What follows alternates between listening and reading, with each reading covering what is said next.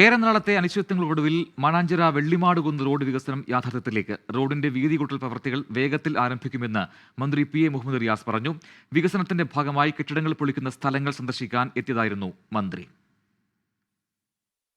2008 നഗരപാത നവീകരണ പദ്ധതിയിൽ ഉൾപ്പെടുത്തിയതാണ് മാനാഞ്ചിറ വെള്ളിമാടുകുന്ന് റോഡ് വികസനം. ഗതാഗത കുരുക്കും വാഹനാപകടങ്ങളും തുടർക്കഥയായപ്പോൾ റോഡ് വികസനം എന്ന ആവശ്യം ശക്തമായി. പദ്ധതി വൈകിയപ്പോൾ MGS നാരായണന്റെ നേതൃത്വത്തിൽ ആക്ഷൻ കമ്മിറ്റി രൂപീകരിച്ച് സമരം തുടങ്ങി. നിരവധി പ്രക്ഷോഭങ്ങൾ നടന്നു ഇക്കാലയളവിൽ. ഭൂമി ഏറ്റെടുക്കൽ 95% പൂർത്തിയായി. സ്ഥലത്തെ കെട്ടിടങ്ങൾ പൊളിച്ചുമാറ്റുന്ന ജോലി അവസാന ഘട്ടത്തിലാണ്. ഇനി ടെൻഡർ നടപടിയാണ്. ഒരു 8.5 കിലോമീറ്റർ റോഡ് ടെൻഡർ ചെയ്ത് പ്രവൃത്തി ആരംഭിക്കാൻ എത്ര സമയമാണോ വേണ്ടത്, പ്രവൃത്തി പൂർത്തീകരിക്കാൻ എത്ര സമയമാണോ വേണ്ടത്, ആ സമയത്ത് പൂർത്തീകരിക്കും. ആ സമയത്ത് പൂർത്തീകരിക്കാൻ വേണ്ടി യുദ്ധകാല അടിസ്ഥാനത്തിൽ ടൈം ഷെഡ്യൂൾ നിശ്ചയിക്കും. യുദ്ധകാലാടിസ്ഥാനത്തിലുള്ള പ്രവർത്തനം നടത്തും.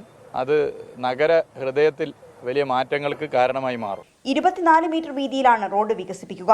റോഡ് വികസനം സാധ്യമായാൽ അവസാനിക്കുന്നത് 17 വർഷത്തെ കാത്തിരിപ്പാണ്. 24 കോഴിക്കോട്.